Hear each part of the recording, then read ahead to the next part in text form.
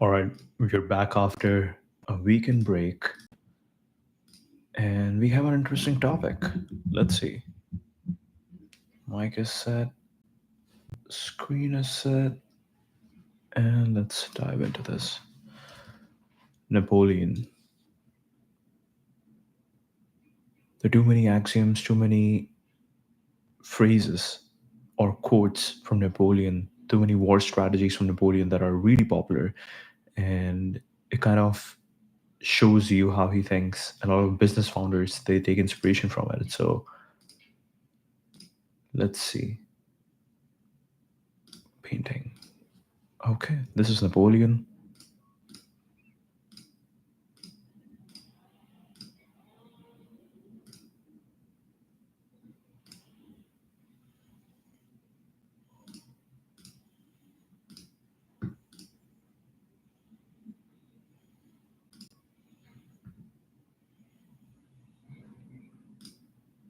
This photo is really cool. Great ambition is the passion of a great character. Great ambition is the passion of a great character. This painting is also really cool.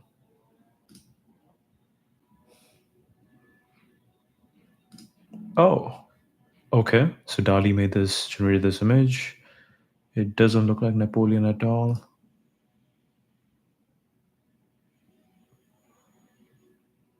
Okay. Napoleon born on August 15, 1769 in Ajaccio, Corsica, was a towering figure in history known for his military genius and significant reforms that reshaped France and much of Europe. Here's a detailed overview of his life achievements and impact. Birth and education. Born into an aristocratic family, Napoleon moved to mainland France in 79 and was educated at military schools, eventually joining the French Royal Army in 1785. Okay. 1769 born, 79 at the age of 10, he moved to the mainland France. Corsica is a small island.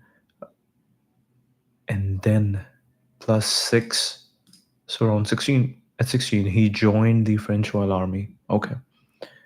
He supported the French Revolution in 1789, so 20 years old, rapidly rising through the ranks due to his military prowess, particularly after winning the siege of Toulon in 1793. So he's just 23 years old at this point, or 24.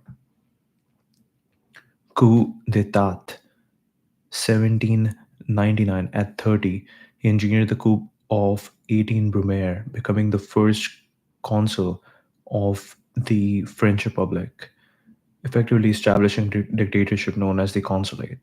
Hmm. 1799, he engineered the coup of 18 Brumaire, becoming the first consul of the French Republic, effectively establishing a dictatorship known as the consulate.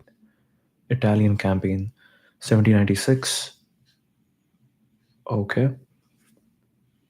He led a campaign against the Austrians and their Italian allies, scoring decisive victories and becoming a national hero.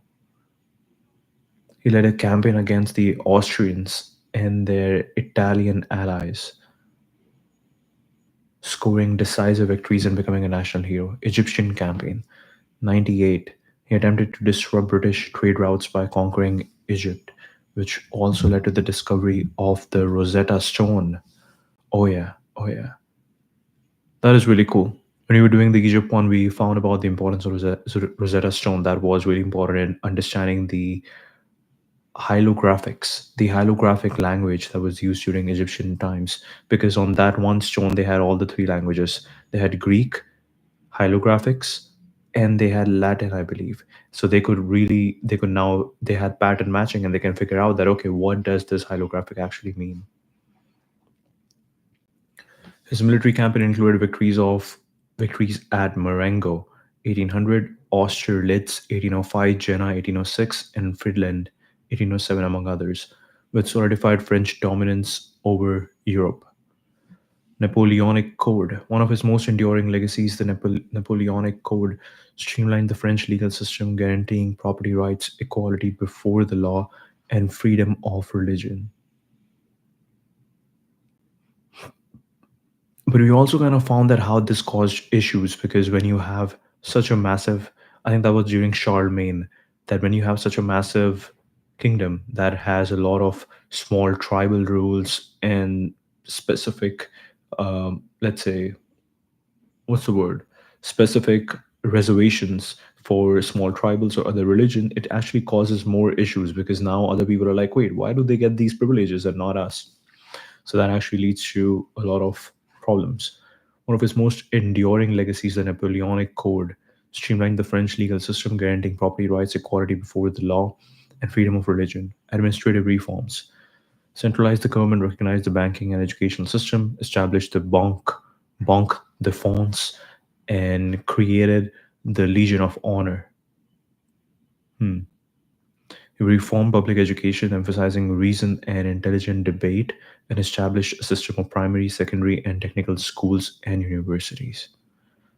Napoleon improved Paris with projects like the Arc de Triomphe, the Louvre, and the Rue de Rivoli, along with broader public works. His era saw innovations like the canning of food, the sugar beet industry, and the development of the modern pencil. His era saw innovations like the canning of food, the sugar beet industry, and the development of the modern pencil. Downfall and legacy. After a series of military defeats, Napoleon was exiled to Elba in 1814 but returned for the Hundred Days in 1815, only to be defeated at Waterloo.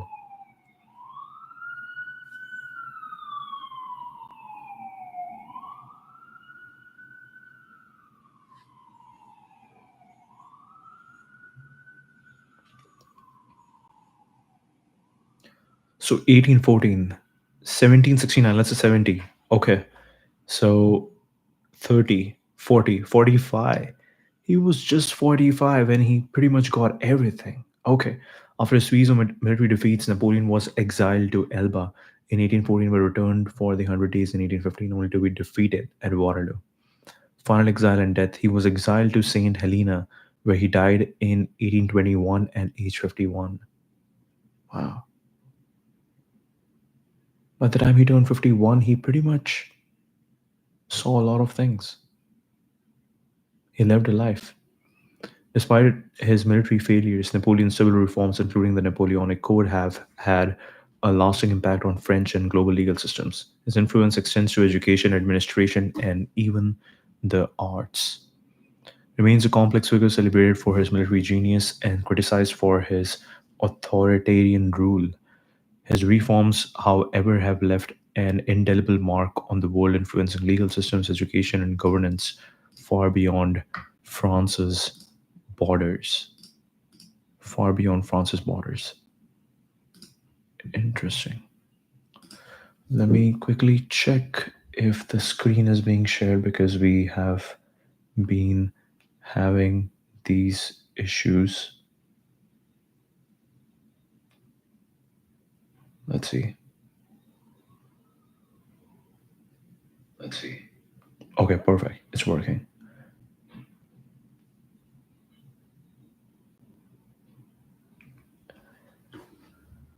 Okay, perfect. What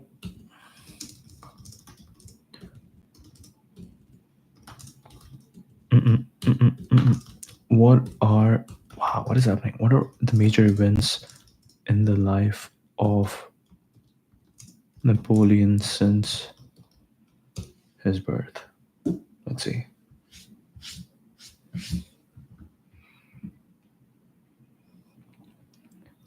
Life was marked by a series of significant events that shaped not only his destiny but also the course of European history. Here are the major events in his life. 1769, born August 15 in Ajaccio, Corsica, to a family of Italian origin. To a family of Italian origin, so he was not French. Whoa. 79, begins his education at the Royal Military Academy in France. Begins his education at the Royal Military Academy in France. 85, graduates from the Militaire, École Militaire, Militaire in Paris with the rank of second lieutenant in the artillery.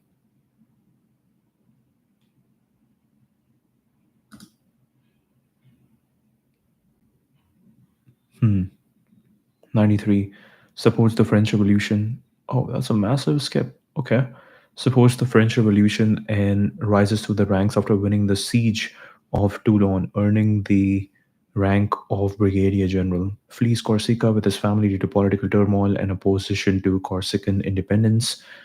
Imprisoned under suspicion of being a Jacobin and a supporter of Robespierre. 95. Promoted to General of the Army of the West. Crushes the royalist insurrection against the Republic on 13 Vendémiaire. Vendémiaire. October 5. Earning promotion to Commander of the Army of the Interior. Hmm. Marries Joséphine de Beauharnais. Takes command of the French army in Italy, beginning the Italian campaign against Austria. It's very interesting. Like he was born to a family of Italian origin, but then he goes on to fight against the Italians. Very interesting. Italian origin, but he was born in France, so he's more, let's say, patriotic or more. He believes that he's more French than Italian. Takes command of the French army in Italy, beginning the Italian campaign against Austria. 97. Negotiates the Treaty of Campo Formio with Austria, ending the War of the First Coalition. Returns to Paris as a hero. Negotiates the Treaty of Campo Formio with Austria, ending the War of the First Coalition. 98. Begins the Egyptian campaign, aiming to disrupt British trade routes with India. Wins the Battle of the Pyramids against the Mamluks in Egypt. The British fleet under Nelson destroys the French navy in the Battle of the Nile, cutting off Napoleon's army from supplies and communication. 99 returns. So this happens in 1999. Returns to France from Egypt, abandoning his army. Hmm. This is also so important. Like a lot of people talk about like retiring at the top. When you believe that you are at the top, that's the best time to just retire rather than keep going and end up doing something bad. Hmm, very interesting. But he was just 30 years old. This is crazy. Returns to France from Egypt, abandoning his army. Returns to France from Egypt, abandoning his army.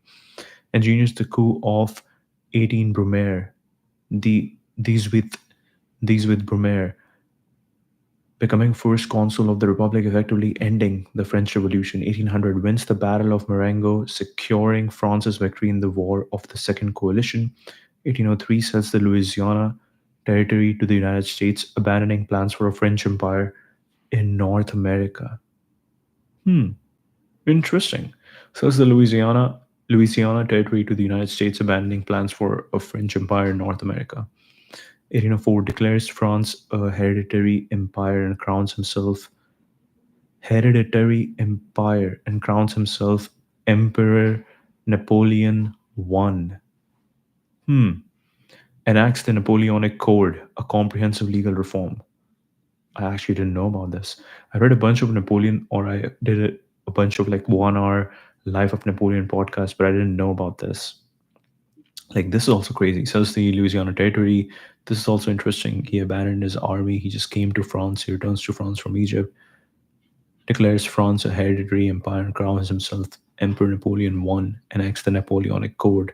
1805 to 1809, wins major victories in the battles of Ulm, Austerlitz, Jena, Auerstadt, and Friedland, solidifying French dominance over Europe. The British fleet under Nelson destroys the French army at the Battle of Trafalgar, shifting Napoleon's focus to land battles. Hmm. 1812 invades Russia. And this is the point when he's like, expand, expand, expand. 1812 invades Russia, leading to a catastrophic retreat and significant losses. 1813 defeated at the Battle of Leipzig, also known as the Battle of the Nations. 1814 abdicates for the first time and is exiled to the island of Elba. 1815 escapes from Elba, returns to France, and begins the Hundred Days Campaign. defeated at the Battle of Waterloo by the British and Prussians, abdicates for the second time and is exiled to St. Helena. 1821, dies on May 5th at the age of 51. Napoleon's life was characterized by his military genius, political ambition, and significant reforms, leaving a lasting legacy on France and Europe through his legal, administrative, and educational reforms despite his eventual downfall. Wow.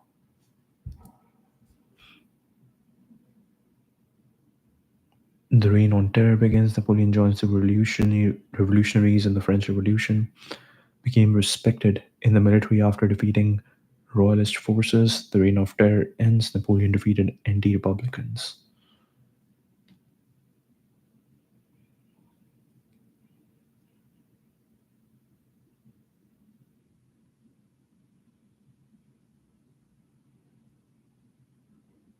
Married Joséphine, surrenders to the British and is exiled to Ireland, consul for life, and 2 years later he proclaimed Emperor of France, where he's heavily guarded. Napoleon would later die.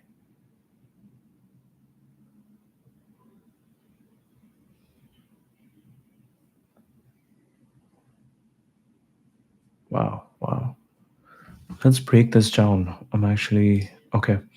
So 1815, 1821.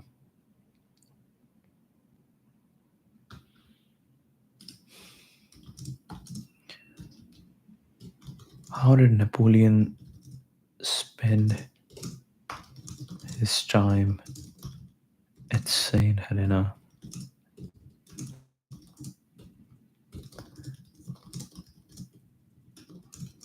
What's the cause of his death? Let's see.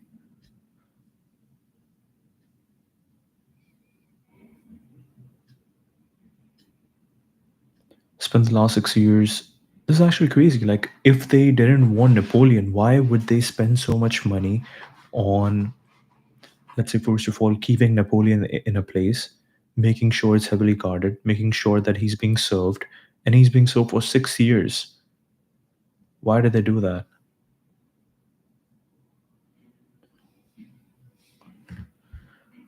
Wow. Is this Napoleon? Napoleon Saint Hélène, d'après une lithographie de Haas René. Wow, wow, wow. Mort de Napoleon. Napoleon. Napoleon.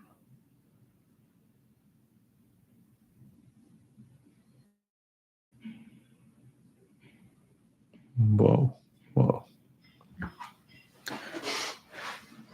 He spent his last 6 years of his life in exile on the remote island of St. Helena, where he died on May 5th, 1821. Routine. Settled into a life of routine at Longwood House, where he was confined. He typically got up late, around 10 a.m., and seldom went out. His days were structured around meals, horse riding, and dictating his memoirs to his companions. He was allowed to go anywhere on the island, but only under the supervision of an English officer, which he eventually refused, leading to a more reclusive lifestyle. Activities, reading and writing.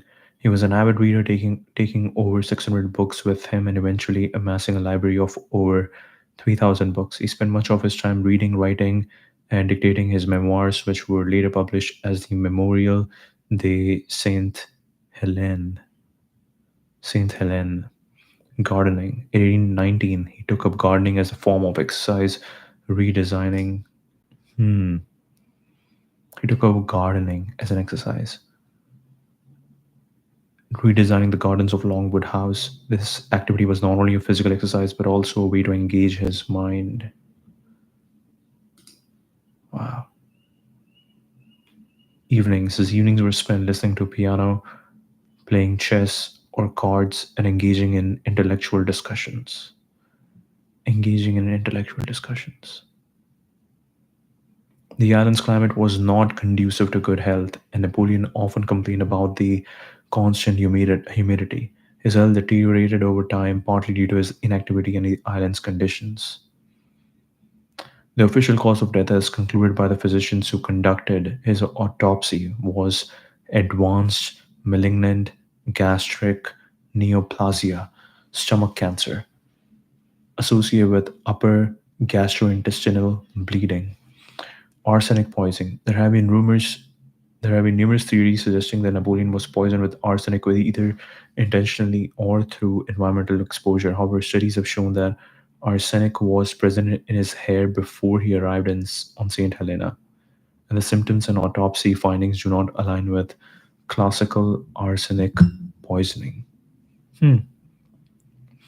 Some researchers propose that the immediate cause of death might have been torsades de pointes, a cardiac arrhythmia, torsade de pointes, a cardiac arrhythmia brought on by chronic exposure to arsenic and a medication error involving a large dose of calomel, mercurous chloride, administered the day before his death. Hmm. Chronic gastritis. Another theory suggests chronic gastritis associated with gastrointestinal bleeding and anemia as a cause of death, but this has been largely dismissed due to the strong evidence of gastric cancer. The consensus among modern pathologists, based on the autopsy reports and historical medical records, is that Napoleon died of advanced stomach cancer with complication possibly exacerbated by the medications he was giving in his final days. Hmm. Introspection, intellectual pursuits, and ultimately a battle with terminal illness.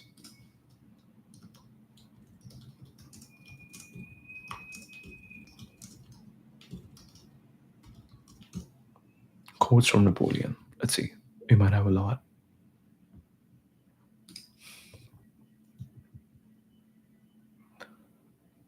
Until you spread your wings, you will have no idea how far you can fly. Until you spread your wings, you will have no idea how far you can fly. If you build an army of 100 lions and the leader is a dog, in any fight, the lions will die like a dog. But if you build an army of 100 dogs and the leader is a lion, all dogs will fight like a lion.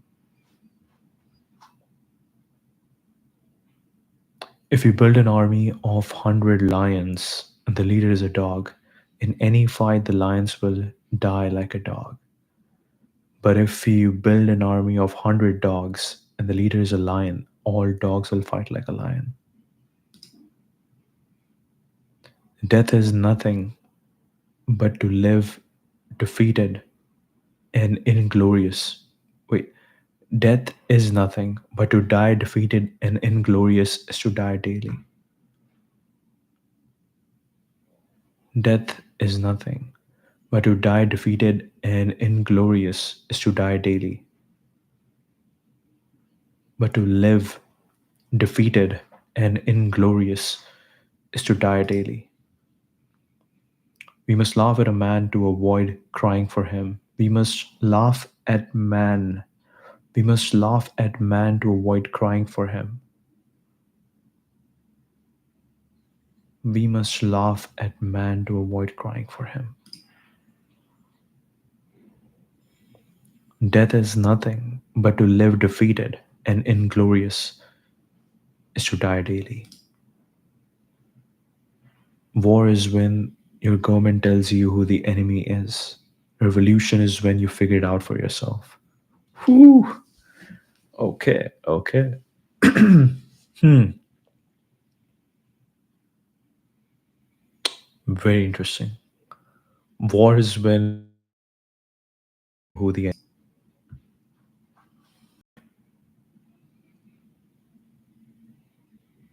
the people to fear are not those who disagree with you, but those who disagree with you and are too cowardly to let you know.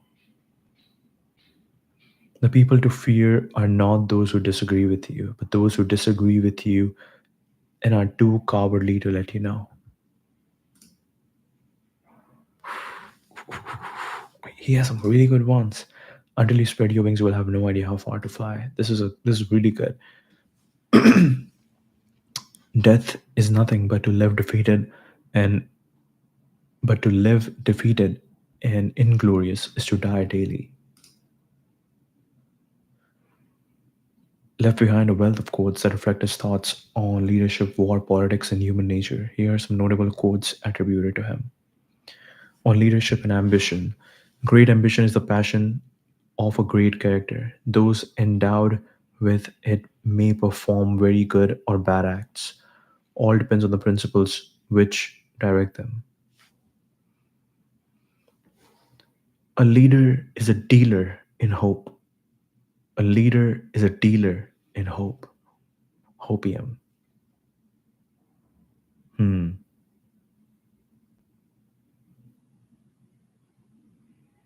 Makes sense. If you want a thing done well, do it yourself. If you want a thing done well, do it yourself. On war and strategy, never interrupt your enemy when he's making a mistake. Never interrupt your enemy when he's making a mistake. Hmm.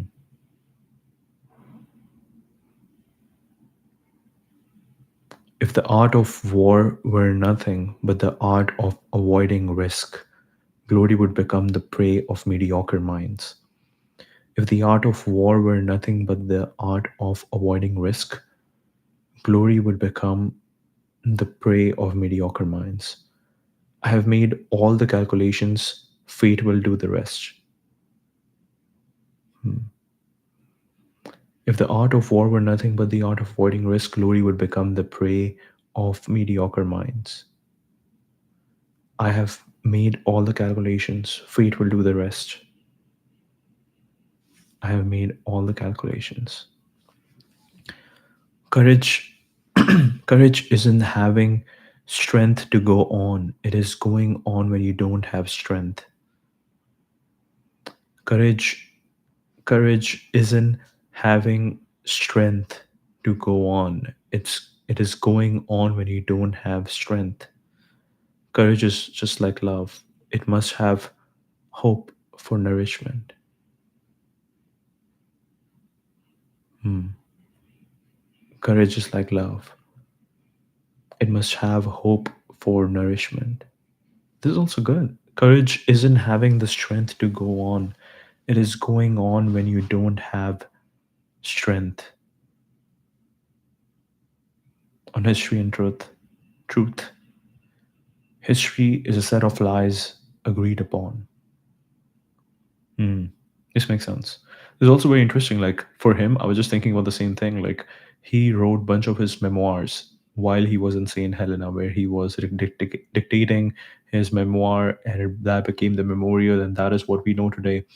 But if you think about the mental state that he was in Saint Helena, where he was actually writing his memoir, we don't really know what was true, what was not, because nobody was.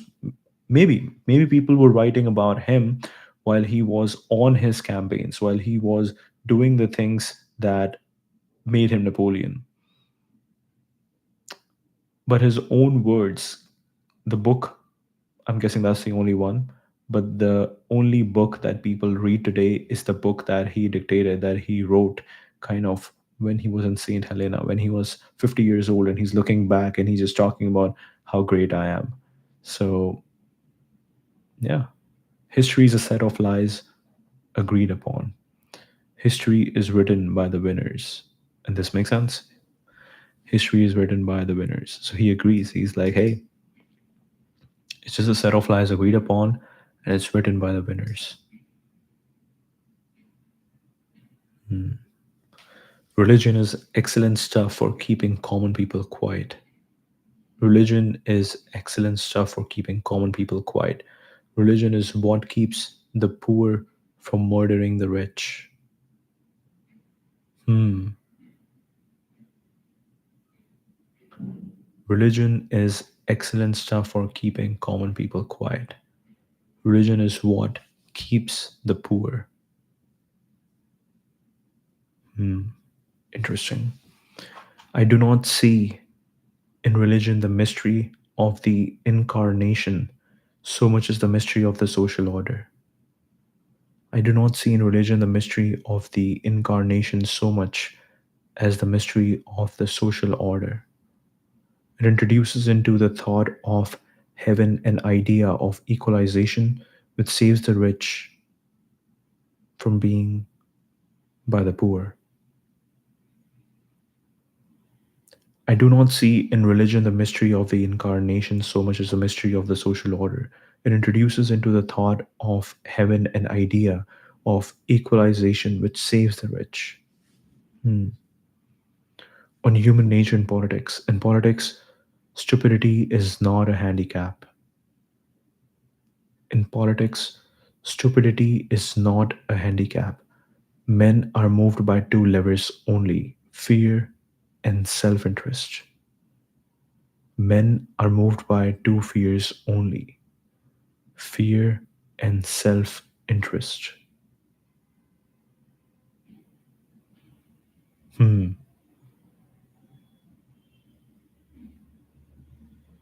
interesting. It's very interesting to apply if we apply this psychology in everything. Men are moved by two levers only: fear and self interest.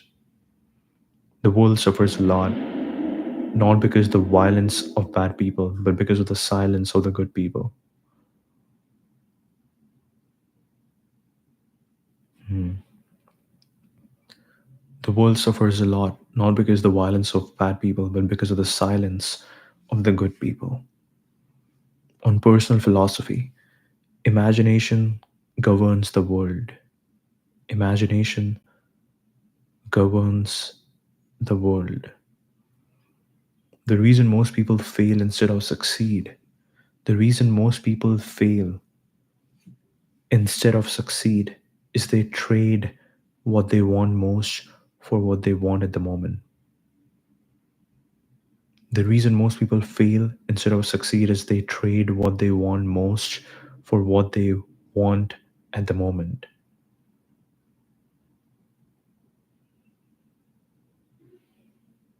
On death and defeat, death is nothing, but to live defeated and inglorious is to die daily.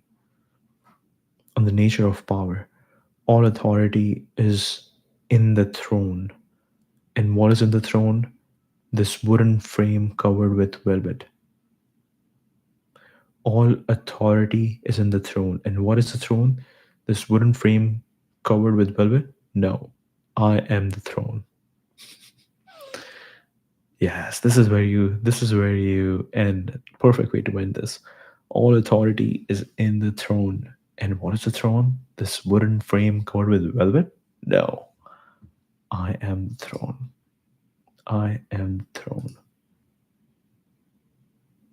Death is nothing but to live defeated and inglorious is to die daily.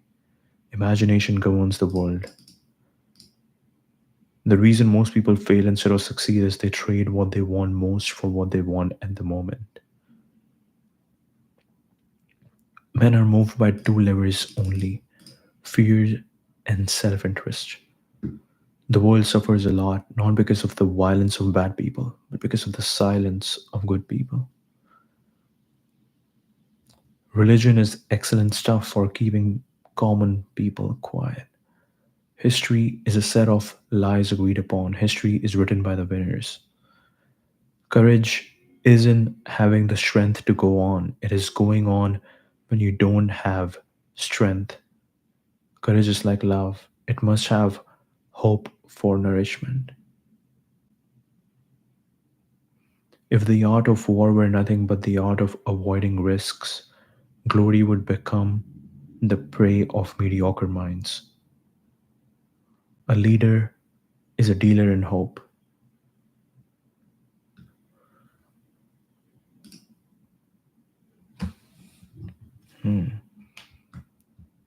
Very interesting.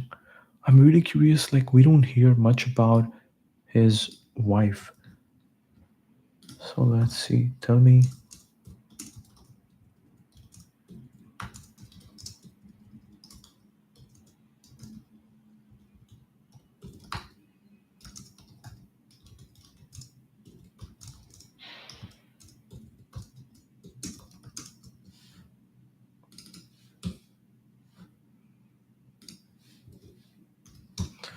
Relationship with his wife Josephine. Let's see. I think I've read something about it, but I'm curious. Like, how much was Josephine part in helping Napoleon get to where he got, or was it just a passive relationship? Complex and tumultuous one. Okay,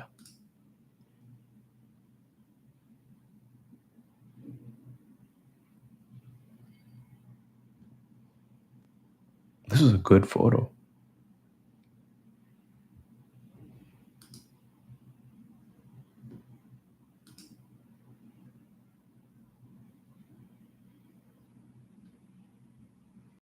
Wow,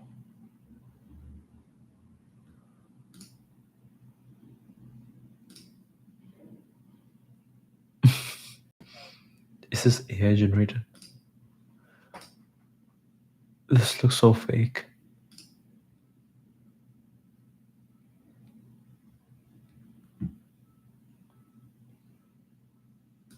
Hmm. His relationship with Josephine was a complex and tumultuous one marked by passion, infidelity, political ambition, and ultimately a strategic divorce. Meeting and marriage. Napoleon met Josephine in 1795, so around 25 years old, and they married in March 1796.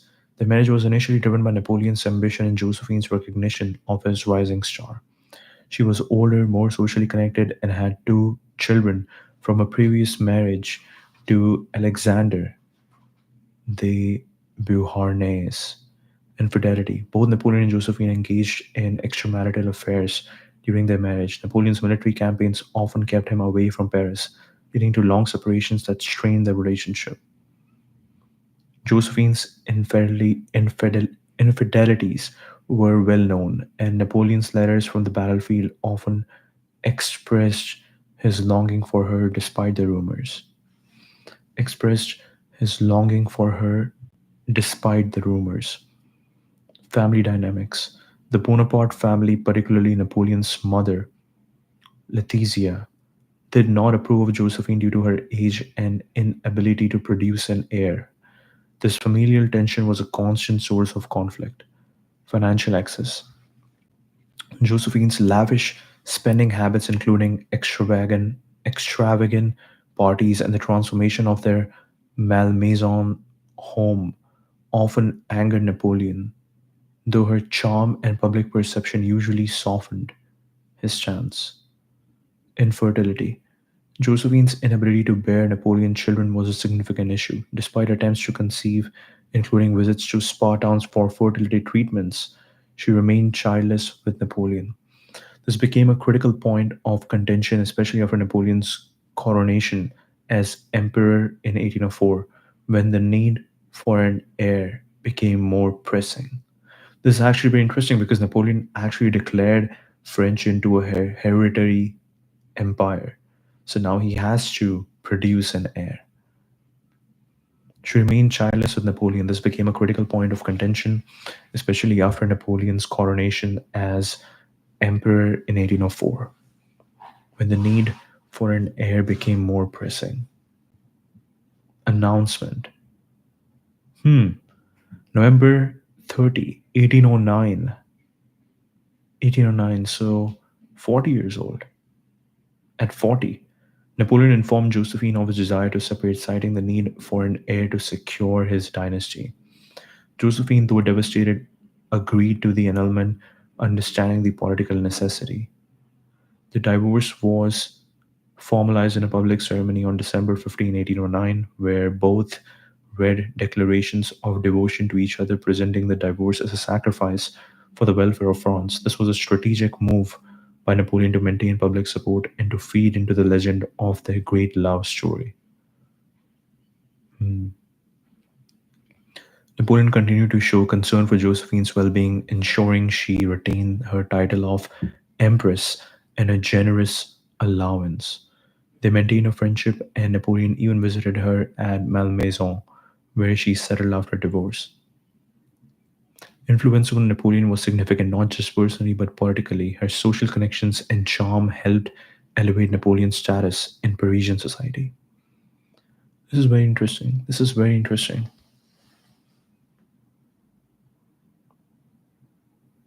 Yeah, she was really good at something, and she helped Napoleon with that, elevating Napoleon's status in Parisian society. However, her inability to produce an heir ultimately led to their separation. Remarried in 1810 to Mary Louise of Austria, who bore him a son Napoleon II in 1811, fulfilling his ambition to secure his dynasty. Was a blend of genuine affection, political strategy, and personal ambition. Their marriage, though marked by infidelity and tension, was also characterized by moments of deep connection and mutual support, leaving a lasting impact on both their lives and the history of France.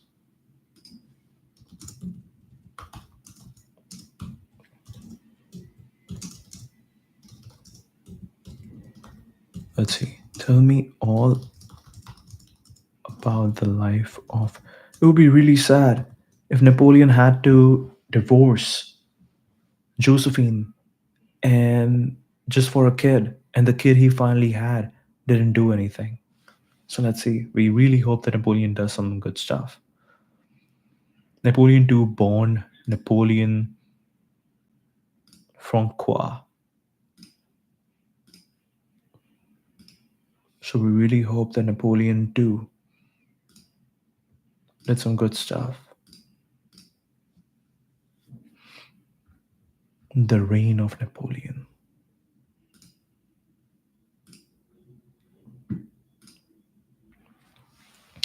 Napoleon II, born Napoleon Francois Charles Joseph Bonaparte on March 20, 1811, in Paris, was a son. Oh wow, he was born in 1811, and by 1814, Napoleon was abdicated. So we don't really know what happened to him. Okay. Was the son of Napoleon Bonaparte and Mary Louise of Austria. Here's a comprehensive overview of his life. Born as the King of Rome. Born as the King of Rome. He was the King of Rome? Hmm. He was styled as His Majesty the King of Rome, a title Napoleon I declared for the heir apparent. He was also known as the Prince Imperial of France. So France was bigger than Rome, Italy. Makes sense because Napoleon captured it. He was also known as the Prince Imperial of France. Exile and education. After Napoleon I's abdication in 1840, Napoleon II and his mother went into exile in Austria. He was raised in Vienna under the care of his grandfather, Emperor Francis I, who awarded him the title Duke of Reichstadt in 1818. Reichstadt in 1818. After Napoleon I's abdication in 1840, Napoleon II and his mother went into exile in Austria. He was raised in Vienna under the care of his grandfather, Emperor Francis I, who awarded him the title Duke of Reichstadt in 1818. Napoleon II's reign. Following Napoleon I's abdication, he was proclaimed Emperor of the French by the French Senate. However, his reign was short lived, lasting only from June 22 to July 7 due to the restoration of the Bourbon monarchy. Life in Austria, Austrian court, known as Franz in Austria. He was educated at the Austrian court, receiving military training and becoming a cadet in the Austrian army at age 12. He developed a close relationship with Princess Sophie of Bavaria, and there have been claims, though widely rejected by historians, that he might have been the father of her son Maximilian I of Mexico. Hmm. He developed a close relationship with the Princess Sophie of Bavaria, that he might have been the father of her son Maximilian I of Mexico. Wow, wow, wow. Napoleon II died of tuberculosis on July 22, 1832, at the age of 21 in Vienna. His remains were initially buried in Vienna, but were later moved to Les Invalides in Paris in 1940 by Adolf Hitler. Whoa, whoa, whoa.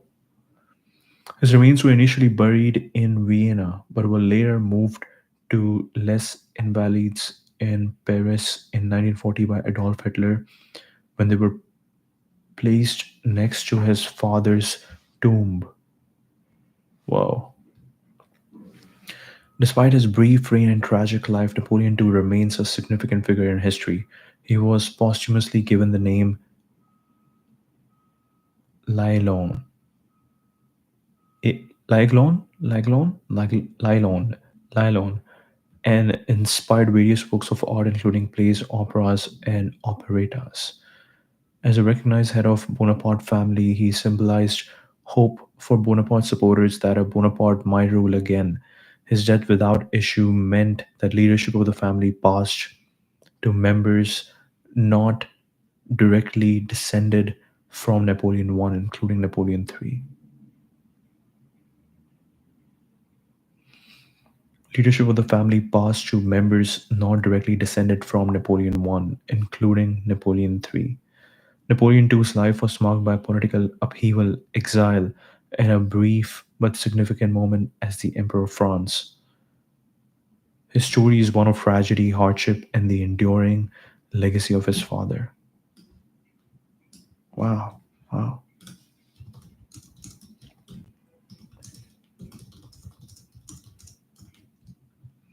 Tell me all about the life of Napoleon III. Who is Napoleon III now? So, Napoleon II died in 1832. He was just 21.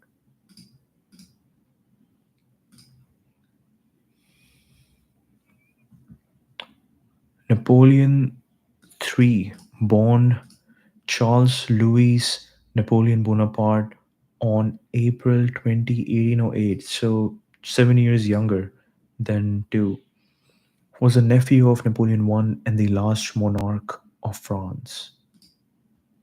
Wow, he grew up Napoleon III.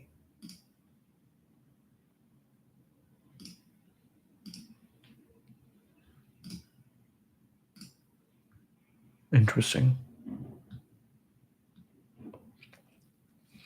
Birth and family.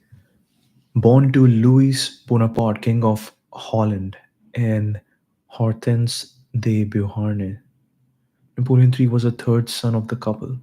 His father was Napoleon I's younger brother. Okay. Louis Bonaparte. Okay. Okay. King of Holland. Holland is Netherlands. Oh, so even Napoleon's younger brother was, he became a king. He pretty much would have started. Whoa, whoa, whoa, whoa. Okay, okay. Charles Louis Napoleon Bonaparte. Charles Louis Napoleon Bonaparte. And why does his wife has the same last name as Napoleon I's wife? That's interesting. Napoleon III was the third son of the couple. His father was Napoleon I's younger brother. Youth in exile. After the fall of Napoleon I in 1815, the Bonaparte family was exiled. The entire family was exiled, okay? Napoleon III spent his youth in Switzerland, Germany, and Italy, where he was educated and developed a longing for his lost fatherland, political aspirations. Following the death of Napoleon I's son Napoleon II in 1832, Louis Napoleon considered himself the rightful claimant to the French throne.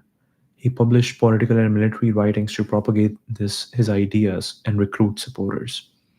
Coup attempts. In 1836, he attempted 1836. Whoa, whoa, whoa, whoa. If Napoleon II was 21 years old in 32 when he died, right? So 36 is 4 years later.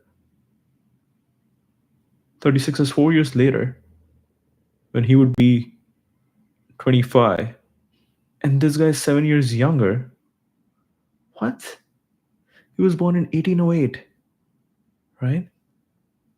So 18, 20.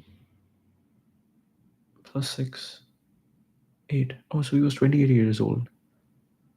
Hmm. Wait, this doesn't make sense. When was Napoleon II born? Oh shit, he was born in 1811. Okay, okay. I thought it was 1801. Okay, okay. So Napoleon III is older than Napoleon II. Okay, got it, got it. So he was 28 years old when he did the first coup attempt. In 1836, he attempted a coup d'etat in Strasbourg, but was exiled to the United States. After another failed coup in 1840, he was imprisoned, escaped to England in 1846. Wow. And returned to France in 1848.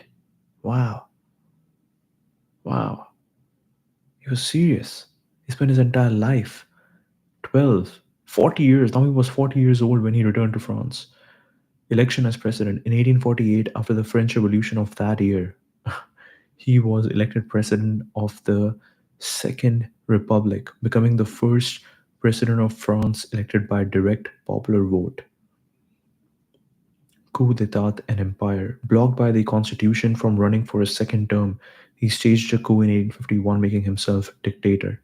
In 1852, he declared himself Emperor Napoleon III, marking the beginning of the Second French Empire. Wow. Whoa, whoa, whoa, whoa, whoa. So there's a revolution. He's like, let's kick out these monarchs. I am becoming the president now by popular vote. He gets elected. Then, since the constitution was like, no, no, no, no, no, you cannot be a president again, he's like, okay, cool. And now I am the monarch. Wow, wow. This is very interesting. Like, French people kept on going through this thing where people who were monarchs were kicked out. They were the people revolted, they were kicked out, somebody was elected. Then that person who was elected who was in power, he was like, I love this power. Now I want to become the monarch. I want to become the emperor. This is crazy. This is very interesting. Okay. Blocked by the constitution from running for a second term, he staged a coup in 1851, making himself a dictator. In 1852, he declared himself Emperor Napoleon III, marking the beginning of the Second French Empire.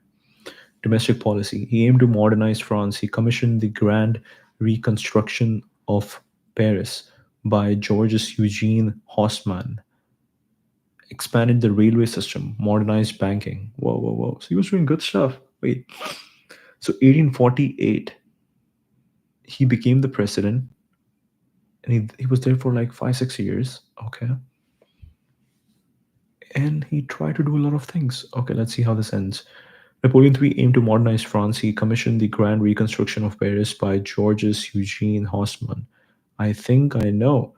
I was in Paris and one of my friends was telling me all about this Haussmann design.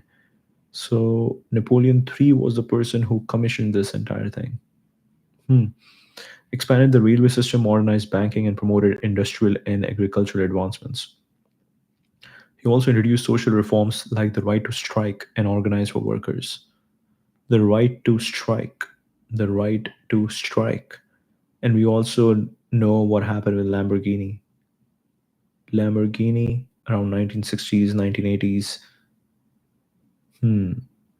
Because of the strikes, because of the strike, that was the reason why the founder of Lamborghini, Ferruccio Lamborghini, he sold his company. Hmm. Wow. Expanded the railway system, modernized banking, and promoted industrial and agricultural advancements. He also introduced social reforms like the right to strike and organize for workers. Foreign policy. His foreign policy was ambitious but mixed in success. Crimean War, allied with Britain in the Ottoman Empire against Russia. Allied with Britain and the Ottoman Empire against Russia. Okay. France emerged victorious, enhancing its European standing. Oh, this is interesting. So Russia was the war that Napoleon won, lost, and he won it. Okay. Italian unification supported Italian unification efforts defeating Austria in 1859. Hmm. Defeating Austria in 1859 and annexed Savoy and Nice in 1860. Yeah. We don't even know who had Monaco. Monaco had a really small monarchy that was just ruling that little place for a long time. Mexican expedition attempted to establish a French friendly regime in Mexico but ended in failure. Mexican expedition attempted to establish a French friendly regime in Mexico but ended in failure. Franco Prussian War declared war on Prussia in 1870, leading to a disastrous defeat for France. So he ruled for a long time. Okay, from 48 to 70. That's like 22 years already. Declared war on Prussia in 1870, leading to a disastrous defeat for France. Capture and deposition. Captured by the Prussians at the Battle of Sedan in September 1870. Napoleon III was deposed and the Third Republic was proclaimed in Paris. The Third Republic was proclaimed in Paris. Hmm. After his release from German custody, he went into exile in England, living in Camden Place, Chislehurst. He died on January 9, 1873, at the age of 64, following a failed operation. Hmm. Look at their legs. Like, what is this?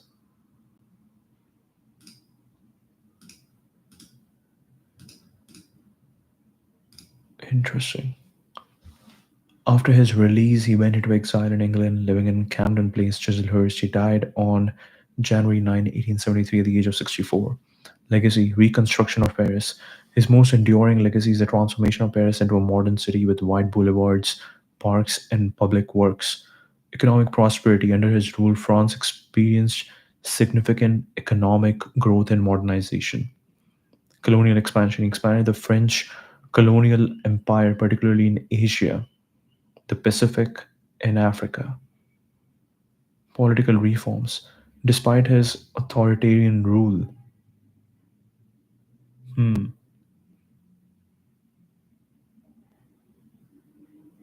this is very interesting. Like Napoleon was exiled around 1815. He died. Napoleon I, exiled in 1814, 1815, died in 1821.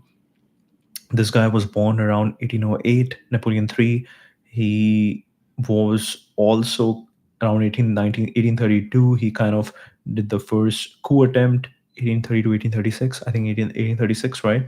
And then after 1848, after a long period of, let's say, 20, 30 years, after that, he finally got to be the president, and then he became the dictator.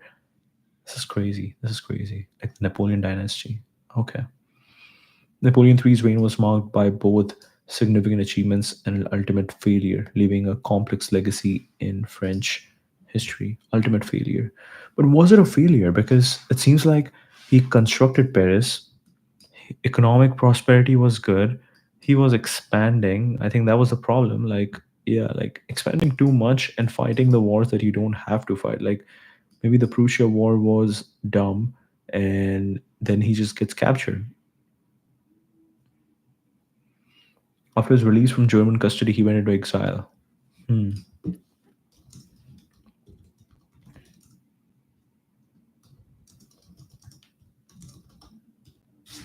Did Napoleon III have an heir? I don't think he had. And that is the reason why it ends right here. Let's see. Whoa, whoa, whoa. Perplexity is doing a deep research. Let's see what gets out of it.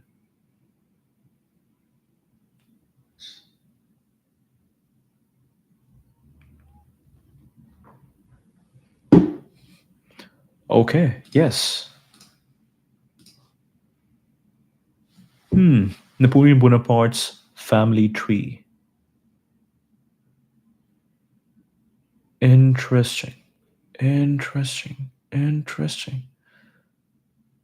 Where do we start? Okay, Carlo Maria Buonaparte. Oh, he changed his last name to sound more French because this was Italian. And Letizia. Letizia. Yes, Letizia, because Letizia wasn't happy that Josephine couldn't bear an heir. Letizia Bonaparte. Okay, and they have a lot of kids. Wow. So you had Joseph Bonaparte. Okay, okay. Then you had Napoleon, Emperor of France, married Josephine, divorced, then married Mary Louise. Josephine married Eugene then, or Josephine had earlier married Eugene. Okay.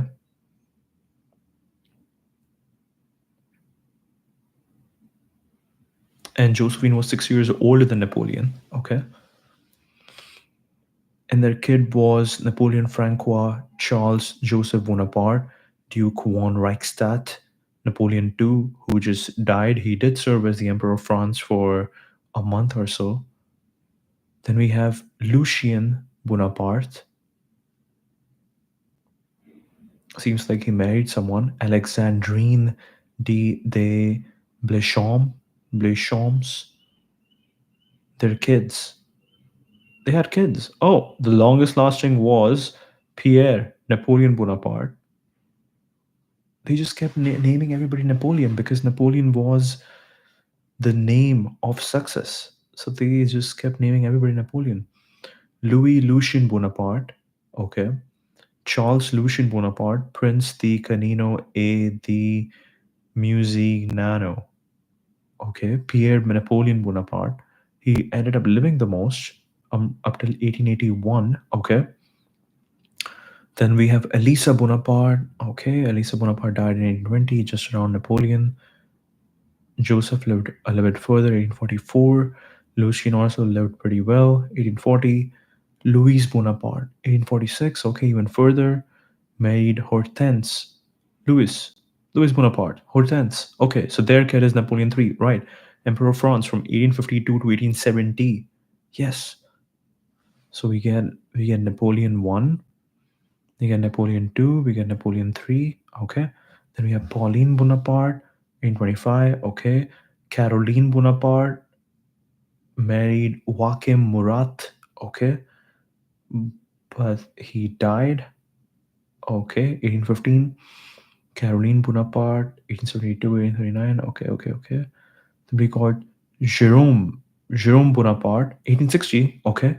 Among the siblings, he lived the most, 1860. Jerome, 1784. He was also born. Wow, so they had a lot of kids. Okay.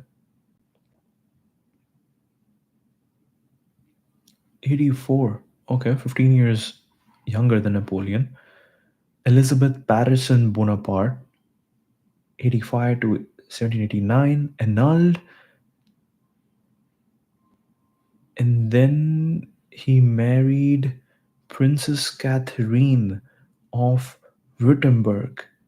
Napoleon Joseph Charles Paul Bonaparte. Okay, they all ended up naming one of their kids Napoleon. Wow, wow, wow. Because he was just successful. Okay, 1822. Napoleon Joseph Charles Paul Bonaparte. Okay, 1822 to 1891. From his second wife.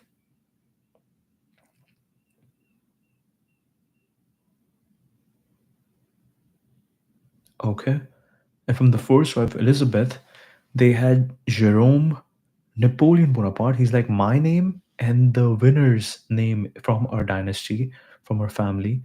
Jerome Napoleon Bonaparte, 1805 to 1870. Whoa. Susan May Williams. And then their kids, Jerome Napoleon Bonaparte, 1830 to 1893. Then we had Charles Joseph Bonaparte, 1851 to 1921. Wow, wow. Look how complicated families are. How complicated families are. Why didn't Elisa and Pauline have kids? Charles Joseph Bonaparte. He lived the most, seems like 50, 60, 70, 70 years old. Charles Joseph Bonaparte. His only child was Napoleon Eugene Louis Jean Joseph Bonaparte, commonly known as Napoleon IV or the Prince Imperial. Here are some key points about his heir.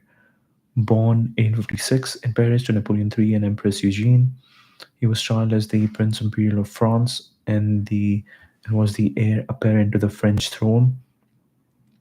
He received a military education training at the Royal Military Academy, Woolwich in England, where he excelled in his studies. After the fall of the Second French Empire, he went into exile with his parents in England. Tragically, he died at the age of 23 on June 1, 1879, during the Anglo Zulu War in South Africa.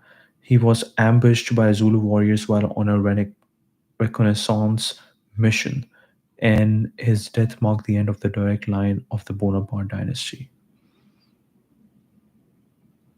Despite his short life, he was seen as a symbol of hope for Bonapartist supporters, and his death was a significant blow to the Bonapartist cause.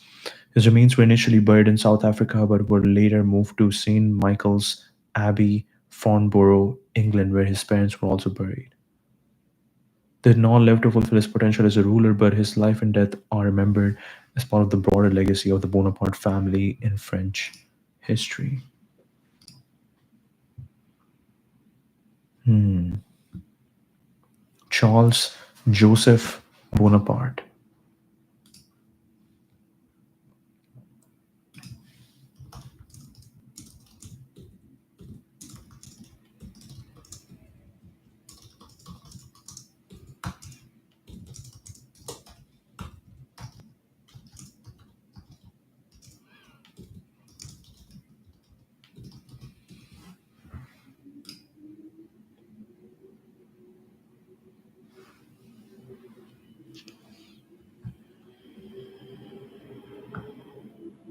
Carlo. Napoleon's dad didn't live that long, 40 years, but his mother lived 70 years. American lawyer and political activist known for his progressive and liberal causes, despite his French noble descent. Wow.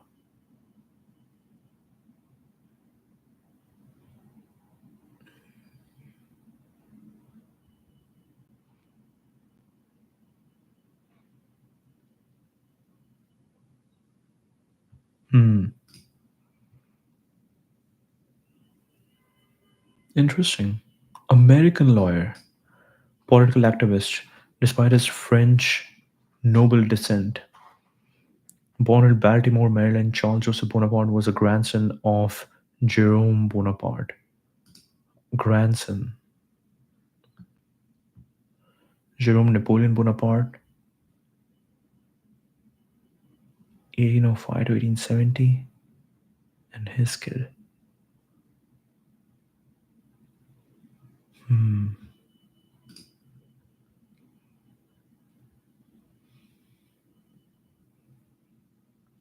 Charles Joseph Bonaparte was the grandson of Jerome Bonaparte, the youngest brother of Emperor Napoleon I and Elizabeth Patterson Bonaparte. His parents were Jerome Beau Napoleon Bonaparte and Susan May Williams. He attended Howard College, graduating in 1871, and then Harvard Law School, where he earned the law degree in 1874. He was admitted to the Maryland bar the same year.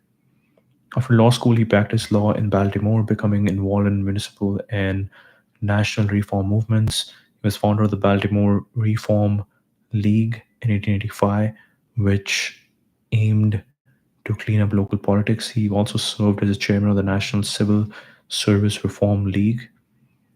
Board of Indian Commissions, appointed 1902. Served from 1905 to 1906 under President Theodore Roosevelt, advocating for a larger navy. Appointed in 1906, he served until 1909. During this time, he was known for his antitrust suits, notably leading to the dissolution of the American Tobacco Company in 1911. He earned the nickname Charlie the Crook Chaser for his vigorous pursuit of monopolistic practices.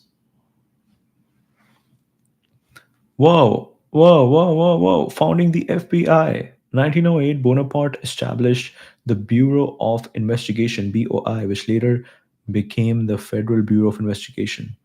This was a significant step in creating a national investigative force within the Department of Justice.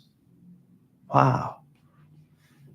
On September 1, 1875, he married Ellen Channing Day, daughter of prominent lawyer. They had no children. Conservatism and social issues. Despite his conservative leanings, Bonaparte was deeply concerned with social issues, particularly civil service reform and the rights of black residents in Baltimore. Known for his conservative views, he refused to install electricity in his home and continued to use a horse-drawn carriage until his death. Wow. He received the Leiter Medal from the University of Notre Dame in 1903, the oldest and most prestigious award for American Catholics. Charles Joseph Bonaparte died at his estate Bella Vista near Baltimore on June 28, 1921, from Sydenham, Sydenham, Korea, an infectious disease of the central nervous system. Although he had no children, his brother's descendants continued the American branch of the Bonaparte family.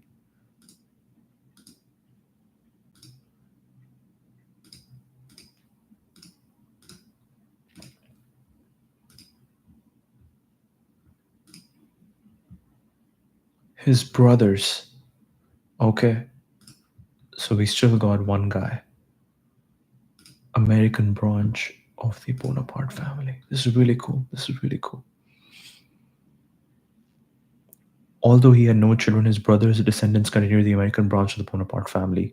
Charles Joseph Bonaparte's contribution to American law enforcement, civil service reform, and his role in the Roosevelt administration left a lasting impact. His establishment of the FBI stands out as one of the most enduring legacies, shaping the future of federal law enforcement.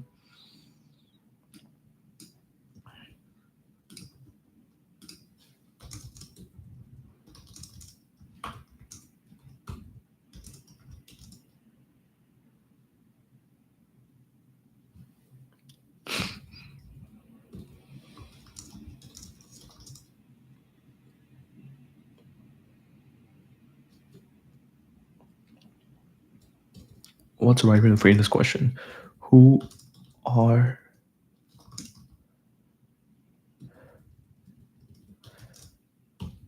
who are there any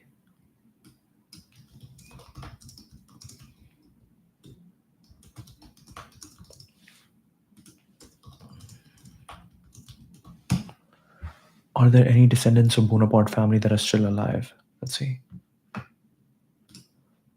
And that will be the last question. Yes, there are living descendants of the Bonaparte family. Here are some key points. Really cool. Okay.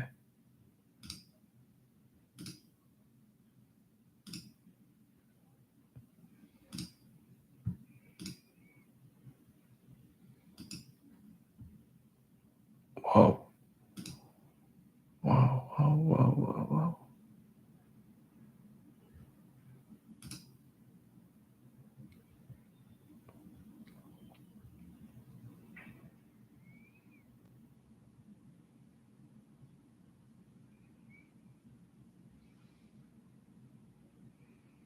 Whoa. Napoleon.org.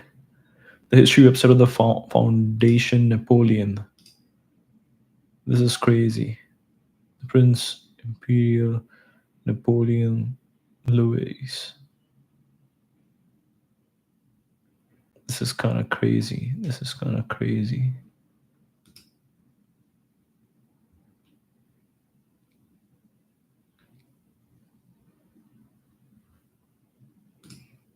Really interesting. Yes, there are living descendants of the Bonaparte family. Here are some key points about the current living members. Jean Christophe, Prince Napoleon, born in 1986. He's the great, great, great grandnephew of Emperor Napoleon I through Napoleon's youngest brother Jerome Bonaparte. Jean Christophe is considered by some to be the head of the imperial house of France and would be known as Napoleon 5678, Napoleon 8 if the French monarchy were restored. He's a businessman having worked in private equity and has a son, Prince Louis Charles Reprand Victor Jerome Marie Napoleon, born in 2022.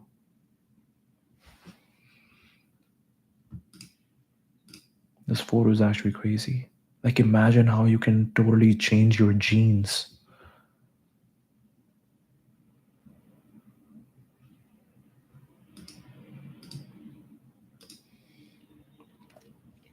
So, Napoleon's youngest brother, Jerome's son, mm, Jerome Napoleon Bonaparte, whose son is Jerome Napoleon Bonaparte too. Wow, wow, wow, wow, wow, wow. Jean Christophe, Prince Napoleon. Wow, wow. Charles, Prince Napoleon. Born in 1950, he is Jean Christophe's father. Charles, Prince Napoleon. He is born in 1950. He is Jean Christophe's father and disputes the headship of the Bonaparte family with his son.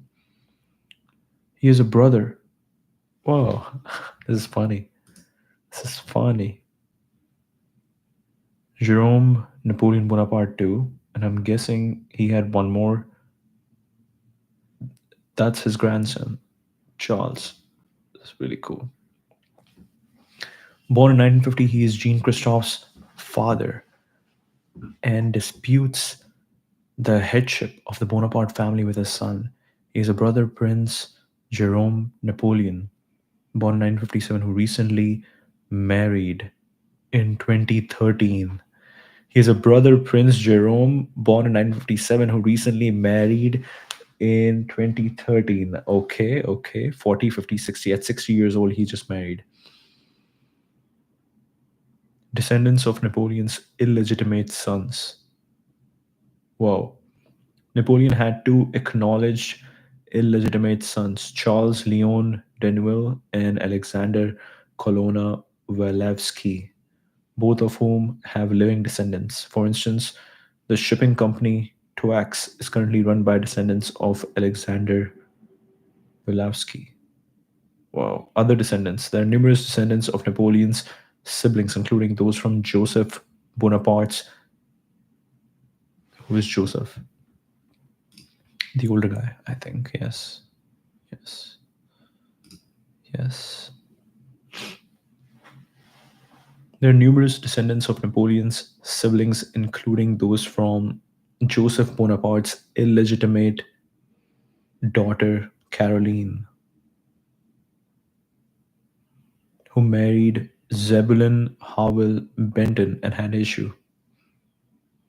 American descendants: Charles Joseph Bonaparte,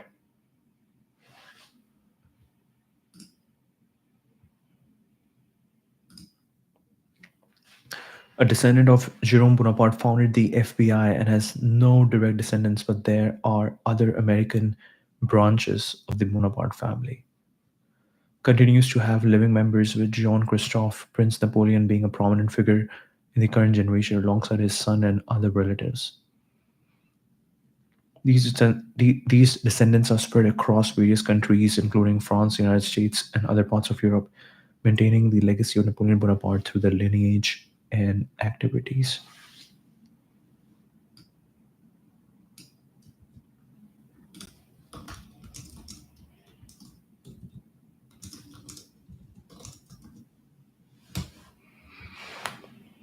This is crazy. This is crazy. This is crazy.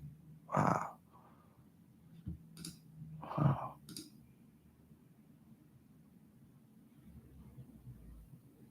Imagine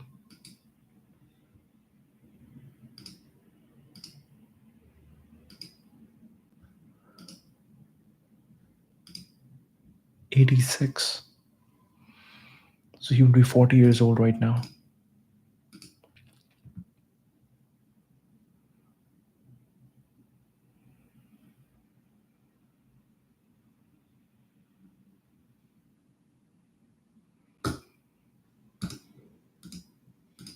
Imagine, imagine, imagine, imagine, imagine.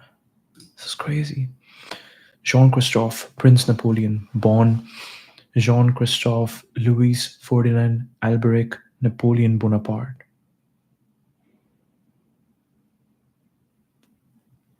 In Saint Raphael,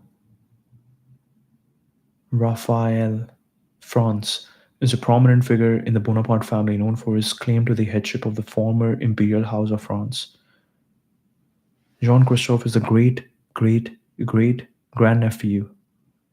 So he's basically of the lineage of Napoleon's youngest brother, Jerome Napoleon, who had Jerome Napoleon Bonaparte and Jerome Napoleon Bonaparte too. Okay. Through Napoleon's youngest brother, grandnephew, grandnephew, great grandnephew of Emperor. But he has nothing in common with Napoleon I, right? That's the problem. Yeah, yeah, yeah. It would be really cool if we had like the actual lineage of Napoleon One today. That would be really cool. That would be really cool. But anyways, this is also cool. Okay. His parents are Prince Charles Napoleon and Princess Beatrice of Bourbon to Sicilies. He attended the Lycée Saint Dominique in Neuilly-sur-Seine, where he obtained a baccalaureate, baccala- baccalaureate with honors in sciences and mathematics. He then studied economics and mathematics at the Institut Privé de Préparation aux Études Supérieures in Paris. Jean Christophe graduated from the HEC, and lycée is just like high school, right? And then he studied economics and mathematics at this, I don't know, is that like a 4 year program? And then he graduated from HEC School of Management in Paris with an MSc in Management in 2011 and later completed an MBA at Harvard Business School in May 2017. Huh. Imagine walking into Howard and you're like, yeah, I am the great grandnephew of Napoleon. What's up? Wow. Wow. Harvard Business School. Really cool. Professional life. After his education, Jean Christophe pursued a career in private equity. He worked as an investment banking analyst for Morgan Stanley and as a private equity associate for Advent International. From 2017 until 22, he was employed by the Blackstone Group in London. He co-founded Leon Capital, a private equity investment firm,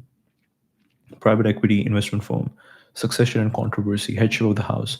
Upon the death of his grandfather, Louis, Prince Napoleon, Louis, upon the death of his grandfather, Louis Prince Napoleon in 97, John Christophe was named the heir instead of his father Charles due to familial disputes over Charles's political views and remarriage without his father's consent. This decision has had, wow, okay, 97, 97. The grandfather passed away, Louis. So I'm guessing after Jerome Napoleon Bonaparte, they had two more or one more, maybe just one more, just one more. Yeah, after Jerome Napoleon Bonaparte too, there was one more son, and then there was Charles, Prince Napoleon, and then we have Jean Christophe, Prince Napoleon. This decision has led to a dispute over the over the headship of the Bonaparte family, with Charles maintaining that he is still the head. Personal life, marriage, 2019. Jean Christophe married Countess Olympia von Unzu Arco-Zinberg, daughter of Archduchess Maria Beatrice of Austria-Este and Count Reprand von und zu Arco-Zinberg at the capital Saint Louis des Invalides in Paris. This is the same place, these Invalides, where we believe Napoleon II was buried afterwards, later on, 1940. They have a son, Prince Louis Charles Reprand Victor Jerome Marie Napoleon, born in 2022. Hmm. Which name do they call him by? Public role and legacy, public appearances. He represents the Bonaparte family at various public events and ceremonies, including the Battle of Waterloo bicentenary celebrations in 2015 and the bicentenary of the death of Emperor Napoleon 21. Wow. 200 years of the death of Emperor Napoleon in 21. 200 years.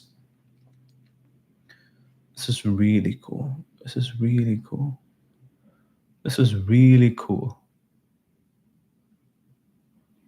Really cool. Patronage. Patronage. He serves as the patron of the UK Saint Helena Heritage Trust, reflecting his connection to the legacy of Napoleon, who was exiled to Saint Helena. Continues to uphold the legacy of his famous ancestor, balancing his professional life, his finance, with his role as a representative of the Bonaparte family. His life and activities are a testament to the enduring influence of the Bonaparte dynasty in French history and culture.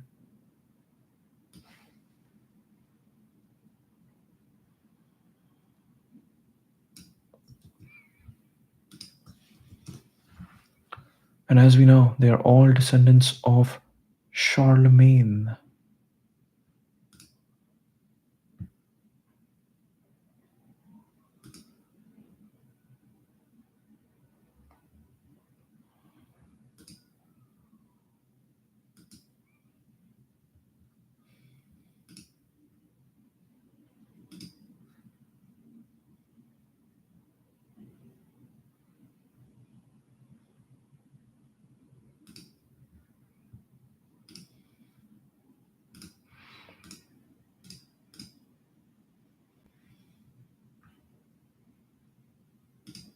He does have the Napoleon genes. He does have the Napoleon genes. Olympia Princess Napoleon. Princess Napoleon. Okay. Born Olympia Helene Marie, née Countess Olympia von Hohenzollern-Arco-Zinberg, January 4, 1988, is the consort of Jean Christophe. Consort, the disputed head of the disputed head of the House of Bonaparte. Here's a detailed overview of her family, birth and ancestry. Born in Munich, Olympia is the daughter of Count. Okay, got it. And Archduchess Maria Beatrice. Her father was a great grandson of King Ludwig III of Bavaria, and her father was a great grandson of King Ludwig III of Bavaria, and her mother is the daughter of Archduke Robert of Austria-Este and Princess Margherita of Savoy-Aosta. This lineage makes her a great granddaughter of Emperor Charles I of Austria and a great great granddaughter of King Ludwig III of Bavaria. She has five sisters: Anna Teresa, Margherita, Maximiliana, Mary Gabrielle, and Georgiana. graduated from Yale University with a Bachelor of Arts in Political Science in 2011. She later earned a Master of Arts in Art History from Columbia, Master of Arts in Art History from Columbia University in 2015. During her time at Yale, she played on the women's college club ice hockey team and also participated in the Yale Peking University program. She currently works in London as a creator and chief curator of a photography collection. Hmm. Meeting Jean Christophe, Prince Napoleon, while studying abroad in Paris. They became engaged in May 2019. Married because they come from, they still follow this concept of monarchy and Bonaparte family. She currently works in London as a creator and chief curator of photography collection. Olympia met Jean-Christophe Prince Napoleon while studying abroad in Paris. They became engaged in May 2019. Jean-Christophe proposed with a 40-carat diamond from the tiara of Eugene de Montijo, the last empress of the French. Jean-Christophe proposed with a 40-carat diamond from the tiara of Eugenie de Montijo, the last empress of the French. The couple married in a civil ceremony on October 17, 2019, at the town hall of Neuilly-sur-Seine, followed by a religious ceremony on October 19, 2019, at the Cathedral of Saint Louis des Invalides in Paris. The wedding was attended by numerous European royals and nobles, marking the first marriage between the House of Habsburg and the House of Bonaparte in over 200 years. Hmm. The wedding was attended by numerous European royals and nobles, marking the first marriage between the House of Habsburg and the House of Bonaparte in over 200 years. Olympia gave birth to their son, Prince Louis Charles Bertrand Victor Jerome Marie Napoleon, in Paris. Titles: Her Illustrious Highness Countess Olympia of Arcos-Zenberg, Her Imperial Highness the Princess Napoleon, Her Imperial Highness the Princess Napoleon. Historical connection: Her marriage to John Christophe Prince Napoleon is notable for its historical significance as it unites two families with deep roots in European history. Her grandniece, her great-great-great-great-grandniece relationship to Archduchess Mary Louise, Napoleon's second wife, adds an intriguing layer to their union. Hmm, that's right. That's right. That's right. That's right. Mary Louise was from Austria, the second wife, who bare the son Napoleon II. Her great-great-great-great-grandniece relationship to Archduchess Mary Louise, Napoleon's second wife, adds an intriguing layer to their union. Olympia has represented the Bonaparte family at various public events, including the bicentenary of the death of Emperor Napoleon in 2021. Continues to uphold the legacy of her family while balancing a professional life in the arts and a role as a consort in the Bonaparte family. Really cool, really cool. Okay, we end this now. Thank you.